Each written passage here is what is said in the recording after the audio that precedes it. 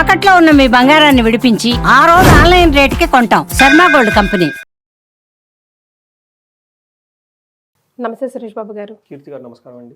So మనము ఈరోజు తులారాశి వారికి ఫిబ్రవరి నెలలో ఎలా ఉండబోతుందో తెలుసుకుందామండి. అసలు జ్యోతిష శాస్త్రం ఒక ఉపయోగం ఏంటి, దీన్ని మహర్షులు మనకి ఎందుకు ఇచ్చారు, ఓకే, దానికి ఒక రీజన్ ఉండాలి కదండి. ఇది భగవత్ స్వరూపం, దివ్యమైన జ్ఞానం, పవిత్రమైన జ్ఞానం, బ్రహ్మ జ్ఞానం అంటారండి. ఈ జ్ఞానం ఉన్న వాళ్ళని దైవజ్ఞులు అంటారు అనమాట. జ్యోతిషం ఎవరు గౌరవించినా, జ్యోతిష శాస్త్రాన్ని ఎవరు చెప్పినా కానీ వాళ్ళు డైరెక్ట్గా బ్రహ్మలోకం వెళ్ళిపోతారని చెప్పేసి శాస్త్రాల్లో పేర్కొన్నారండి.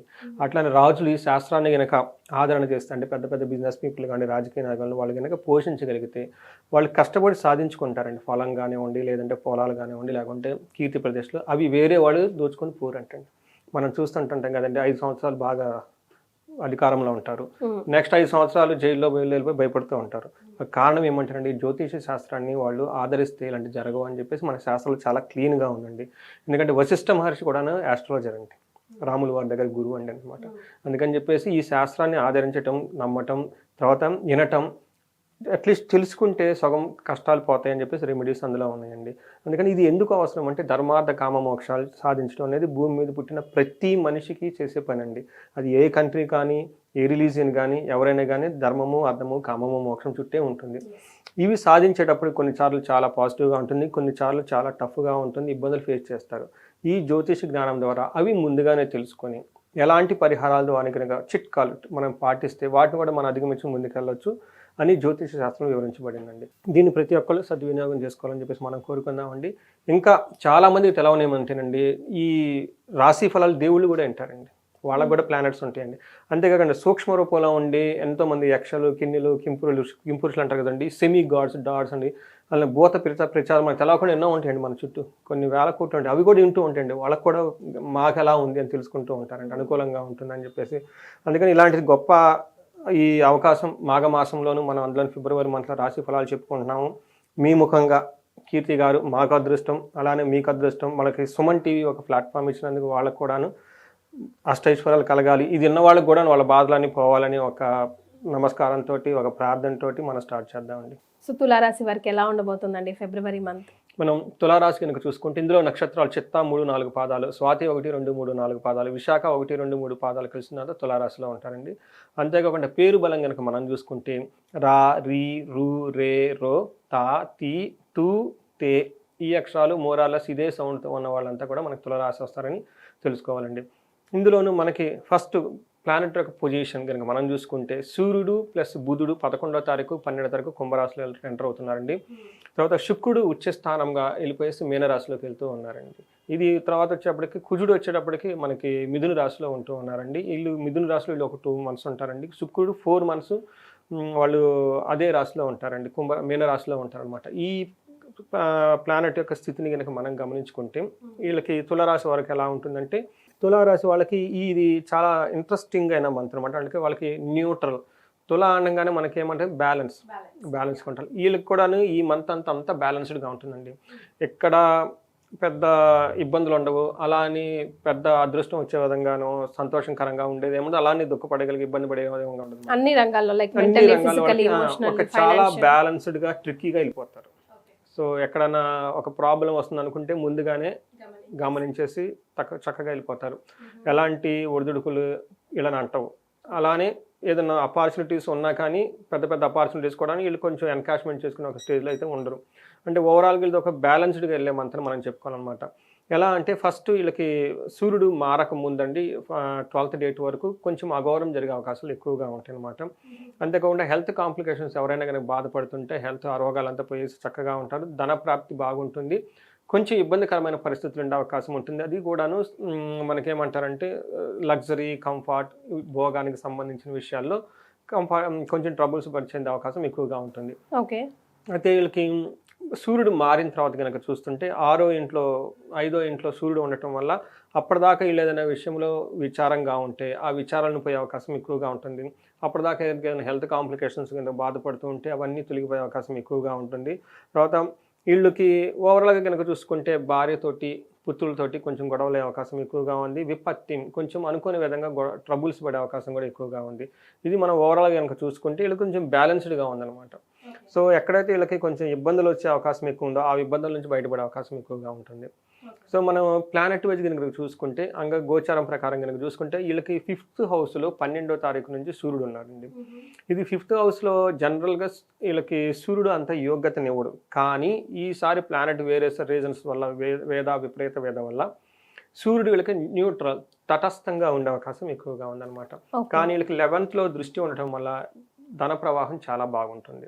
అయితే మనకి వీళ్ళకి ఏం చెప్తారంటేనండి, ఇప్పుడు దాకా కనుక ఎవరైనా కనుక కొంచెం లేజీగా ఉన్నా కానివ్వండి, తర్వాత హృదయంలో అనవసరంగా బాధపడుతున్నా కానీ, స్నేహితుల వల్ల ఎవరైనా ఈ బాధలు పడుతున్నా, ఇప్పటిదాకా వాళ్ళకి ముందుకు ఎలా వెళ్ళాలి జీవితంలో అని ఒక ఆలోచన, ఒక సందిగ్ధతో కన్నా సిచ్యువేషన్స్ ఎవరైనా కనుక ఉంటే అవన్నీ పోయి ఒక మంచి పరిస్థితులు వీళ్ళ చుట్టూ ఉండే అవకాశం ఎక్కువగా ఉందండి. ఓకే, అంటే సూర్యుడు వేద కలిగి ఉండనమాట. అట్లానే కుజుడు కూడాను వీళ్ళకి సాధారణంగా అయితే అంత మంచి చెయ్యడు, కానీ ఈసారి విపరీత వేద అనే ఒక కాన్సెప్ట్ ఉండే కుజుడు కూడాను తటస్థత అయిపోతుంది. అంటే 2 మేజర్ ప్లానెట్స్ అవి ఇవ్వాల్సిన రిజల్ట్ ఇవ్వకుండా వాళ్ళకి ఇబ్బంది పెట్టకుండా సాధారణంగా ఉండే అవకాశం ఎక్కువగా, ఒక స్లీపింగ్ మోడ్ లోకి వెళ్ళిపోయే అవకాశం ఎక్కువగా ఉంటుంది. స్తబ్ద అంటే కానీ వీళ్ళు ఒకే ఒక విషయంలో జాగ్రత్తగా ఉండాలి. దేనికంటేనండి, ఇది ఓవర్ ఎక్స్పెండిచర్ ఎక్కువగా ఉండేసి స్టమక్ రిలేటెడ్ ప్రాబ్లమ్స్ ఎక్కువగా ఉంటాయి అన్నమాట.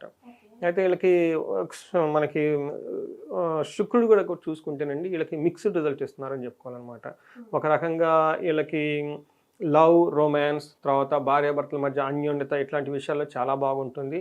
తర్వాత ఖర్చు పెడతారండి, అది ఖర్చు కూడాను శుభ కార్యకృత్తు వ్యయం అంటారనమాట. అంటే శుభకార్యాల గురించి ఖర్చులు ఎక్కువ పెట్టే అవకాశం వీళ్ళకి ఎక్కువగా ఉందన్నమాట.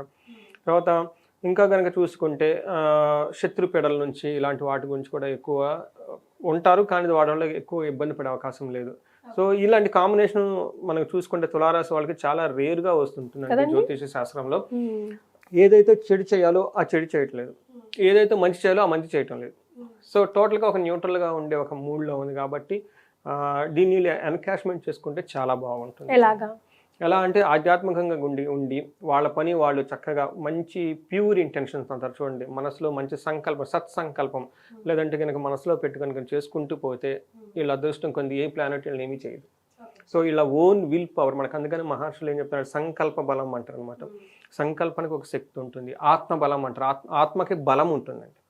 తర్వాత ఈ ఆత్మకి సంకల్పం రూపంలో మనం పెట్టుకొని సత్సంకల్పం అంటారు, మనిషిలో సదుద్దేశం పెట్టుకుని ఏదైనా కనుక పని చేస్తే ఎవ్వరు వీళ్ళని ఏమీ చేయరండి. ఇది ఒక సీక్రెట్, ఇది తులారాశి వారికి మాత్రమే ఫిబ్రవరి, అది మాఘమాసంలో మాత్రమే ఉంది.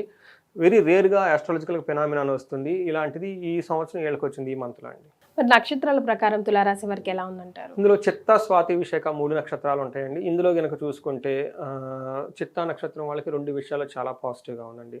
ఒకటి వీళ్ళకి ఏ మాసం అంతా జయప్రదంగా ఉంటుంది, తర్వాత ధన ప్రాప్తి కూడా చాలా చక్కగా ఉంటుంది.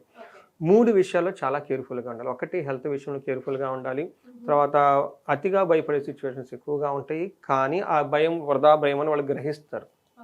ఆ రియలైజేషన్ ఇందులో ఉంటుంది. ఈ మంత్లో వాళ్ళకు ఉన్న విశిష్టత ఏంటంటే ఇదే, భయపడే సిచ్యువేషన్ వస్తుంది, బట్ వాళ్ళు త్వరగా రియలైజ్ అయిపో ఓకే ఇది మనల్ని ఏం చేయదు అని ఒక స్తబ్దతో కూడా హ్యాపీగా ఉండే అవకాశం ఎక్కువగా ఉంటుంది. అయితే వీళ్ళకి బంధించబడినట్లు ఉండే సిచ్యువేషన్ ఉంటుందండి. ఇది కూడాను బుధుని వల్ల వస్తుందండి. ఇది జనరల్గా సాఫ్ట్వేర్ వాళ్ళకి కానివ్వండి, రియల్ ఎస్టేట్ వాళ్ళకి కానివ్వండి, బిజినెస్ పీపుల్కి కానివ్వండి, ఇలాంటి వాళ్ళకి నెక్స్ట్ ఫ్యూచర్ ఏంటి, ఎలా వెళ్తాము, మనకి ఏం కావాలి అన్న ఒక స్తబ్దత, ఒక సందిగ్ధతో డైరెక్షన్లెస్గా కన్ఫ్యూజన్గా ఉండే స్టేటస్ ఉంటుందండి. వీళ్ళు ఒక ఎక్స్పర్ట్స్ని కలవటం, లేదంటే జ్యోతిష్కుని కలవటం, మంచి సబ్జెక్ట్ మ్యాటర్ ఎక్స్పర్ట్ మెంటార్స్ని కనుక కలవగలిగితే, వాళ్ళతో చర్చిస్తే, వాళ్ళ దగ్గర డైరెక్షన్ తీసుకుని వెళ్తే చాలా బాగుంటారు, హ్యాపీగా ఉంటారు. ఇదే విధంగా స్వాతి నక్షత్రం వాళ్ళకి జయప్రదంగా ఉంటుంది, ధన ప్రవాహం ఉంటుంది. వీళ్ళకి కూడా ఓవరాల్గా చూస్తే సక్సెస్ఫుల్గా ఉంటారు, పెద్ద ప్రాబ్లం అవుతుంది. బట్ కొన్ని విషయాల్లో ప్రాబ్లం కేర్ఫుల్గా ఉండే, ఒకటి హెల్త్ కాంప్లికేషన్స్, రెండోది బంధించబడినట్లు ఉండే సిచ్యువేషన్ ఉంటుంది, మూడోది అతిగా భయపడిపోతారు, భయపడాల్సిన దానికంటే ఓవర్గా భయపడిపోయే అవకాశం ఎక్కువగా ఉంటుంది. విశాఖ నక్షత్రం వాళ్ళకి అగైన్ వీళ్ళకి కూడా ఈ మంత్ అంతా జయప్రదంగా ఉంటుంది, అతిగా భయపడే సిచ్యువేషన్స్ ఎక్కువగా ఉంటాయి, హెల్త్ కాంప్లికేషన్స్ ఉండే అవకాశం ఎక్కువగా ఉంది. వీళ్ళు కూడా బంధించబడినట్లు ఉండే సిచ్యువేషన్స్ ఎక్కువగా ఉంటుంది. ఇది వీళ్ళు గమనించుకొని చక్కటి పరిహారాలు చేసుకుంటే చాలా బాగుంటుందండి. తర్వాత విశాఖ నక్షత్రం వాళ్ళు, ఈ 3 నక్షత్రాలు, విశాఖ నక్షత్రం వాళ్ళు రాంగ్ డెసిషన్ తీసుకునే అవకాశం చాలా చాలా ఎక్కువగా ఉందండి. ఎందుకంటే వీళ్ళకి పునర్వసు నక్షత్రం, శ్రవణ నక్షత్రం మీద అందులోనూ మీద క్రూర గ్రహాలు ఉన్నాయండి, సూర్యుడు, కుజుడు ఉండటం వల్ల. అలానే పూర్వభాద్ర నక్షత్రంలో శని, ఈ పాప గ్రహాల దృష్టి ఎక్కువ ఉండటంతో విశాఖ వాళ్ళు కొంచెం కేర్ఫుల్గా ఉండాలి. తెలవకుండా ఒక రాంగ్ డెసిషన్ తీసుకొని ఆ తర్వాత బాధపడే సిచ్యువేషన్స్ ఎక్కువగా ఉన్నాయి కాబట్టి 1-2 సార్లు ఈ నక్షత్రం వాళ్ళు కేర్ఫుల్గా ఉండటం ఎంతైనా అవసరం. రైట్. సో మరి ఎలాంటి పరిహారాలు వీళ్ళకి సూచిస్తే బాగుంటుందంటారు? ఆ ఉన్న చిన్న హర్డల్స్ కూడా వెళ్ళిపోతాయి. సో ఓవరాల్గా బాగుందని మనం చెప్పుకోవాలి. అయితే బంధనము అనేది వీళ్ళకి మనకి బుద్ధుని వల్ల వస్తుందండి. సో బుద్ధునికి అధిష్టాన దేవత విష్ణుమూర్తి మనకి జ్యోతిష శాస్త్రంలో. అందుకని ఇక్కడ పెంజర్ల అని మనకి హైదరాబాద్కి దగ్గరలో ఉందండి అనంత పద్మనాభ స్వామి టెంపుల్. స్వయంభూ అన్నారు కదా. స్వయంభూ టెంపుల్ ఉందండి. ఎందుకంటేనండి అనంతం అంటే ఇన్ఫినిటీ అండి. మనం బంధించబడతాం అంటే ఏంటి, అయ్యో మనకున్న ప్రపంచం చాలా చిన్నది, ఇందులోనే మనం ఆలోచిస్తూ ఉంటామండి. ఎప్పుడైతే మన అనంతంలో ఇన్ఫినిటీలో డివైన్ అయిపోయి అనుకోండి, అపార్చునిటీస్ అనంతంగా ఉంటాయి. ఈ బంధనం ఇప్పుడు వరకే ఈ ఈ ఈ పరిస్థితుల్లో లేకపోతే ఇళ్లతోటే ఇది కాదు కదా లైఫ్, అనంతం ఇన్ఫినిటీ ఉంది. అందుకని విష్ణుమూర్తిని కనుక మనకు ఈ 2 రీజన్లు, ఒకటి ఈ బంధనం నుంచి అనంతంలోకి వెళ్ళిపోతాం మనం, ఆ సిచ్యువేషన్లో మైండ్ వెళ్ళిపోతుంది అనమాట. అందుకని అనంత పద్మనాభ స్వామి. రెండోది ఏమంటే బుధుడికి అధిష్టాన దేవత విష్ణుమూర్తి. అందుకని అనంత పద్మనాభ స్వామిని వీళ్ళు దర్శించుకోవాలి. అక్కడ మహాలక్ష్మి అమ్మవారు కూడా ఉన్నారు. ఎవరికైనా కనుక లక్ష్మీ కృపా కటాక్షం కావాలన్నా, లక్ష్మీదేవికి సంబంధించి ధనప్రాప్తి కలగాలన్నా కానీ ఆ టెంపుల్ కనుక విజిట్ చేయగలిగితే, అక్కడ ప్రదక్షిణం కనుక చేయగలిగితే, అక్కడ టైం స్పెండ్ చేయగలిగితే చాలా విషయాల్లో వీళ్ళకి ఆ స్తబ్దత పోయి ఒక మంచి డైరెక్షన్ వస్తుందండి. సో లక్ష్మి అంటేనే అంటేనే డైరెక్షన్ అండి. లక్ష్యం అంటే డైరెక్షన్ అండి. అందుకని లక్ష్మీ నారాయణని పూజించమని చెప్తారు. మనకి భాగవతాలు ఏం చెప్తారంటేనండి, ఎక్కడ నువ్వు ఏ పని చేసినా కలిసి రావట్లేదు, ఎవరు నీకు సపోర్ట్ ఇవ్వటం లేదు, ఇక్కడ నుంచి అక్కడికి వెళ్ళాలన్నా డబ్బులు కావాలి, ఇక్కడ నుంచి గుడికి నేను తిరుపతి వెళ్ళాలి డబ్బులు కావాలి, ఆ డబ్బులు లేవు, ఎట్లా ఏం చేయాలి? అప్పుడు నారాయణుని సేవ చేసుకోమని చెప్పారండి. ఎప్పుడైతే నారాయణుని శరణగొడతామో మనకు భోగం కావాల్సినన్ని నారాయణుడు మనకిస్తాడు. నేను కారు కొనుక్కోవాలి, డబ్బులు లేవు, కానీ డ్రీమ్ ఉంది, ఏదో ఒకటి చేయాలి కదా, ఎలా ఏంటి, డైరెక్షన్ లెస్, అప్పుడు నారాయణుని సేవ చేయమని భాగవతం చెప్తుందండి. అందుకని చెప్పేసి ఇక్కడ పెంజర్ల గ్రామంలో మనకి శంషాబాద్ ఎయిర్పోర్ట్ ఒక 20 కిలోమీటర్ల నేషనల్ హైవే మీద ఉంటుందండి స్వయంభూవు. అక్కడ కనుక ఈ పర్టికులర్గా ఈ తులారాశి వాళ్ళు కనుక, ఎందుకంటే బంధనం అనేది వీళ్ళకి ఎక్కువ ఉంది కాబట్టి అక్కడ దర్శించుకుంటే మంచి డైరెక్షన్ క్లారిటీతో బయటకు వచ్చే అవకాశం ఎక్కువగా ఉంటుందండి. సో మిగతా వాళ్ళు కనుక ధనప్రాప్తి చాలా బాగుంది, ఎవరైనా కనుక ధనప్రాప్తి కనుక ఇంకా ఎక్కువగా కావాలనుకుంటే కనుక వీళ్ళకి మనకి కుబేర పాశుపత హోమం చేయించుకుంటే చాలా బాగుంటుంది. వీళ్ళకి కామన్గా ఇంకొకటి కూడా రోగం హెల్త్ కాంప్లికేషన్ చూపిస్తుందండి. ఎవరికైనా కనుక హెల్త్ మైనర్గా మోడరేట్గా ఉంటే ఓకే అండి, మృత్యుంజయ జపం చేసుకోవచ్చు. కొంతమంది కొంచెం హై లెవెల్ సీరియస్లో హార్ట్ అటాక్లు కానివ్వండి, లేదంటే ఐసీయూలు కానీ ఇలాంటి వాళ్ళు ఎక్కువ మంది ఉంటారు అనమాట.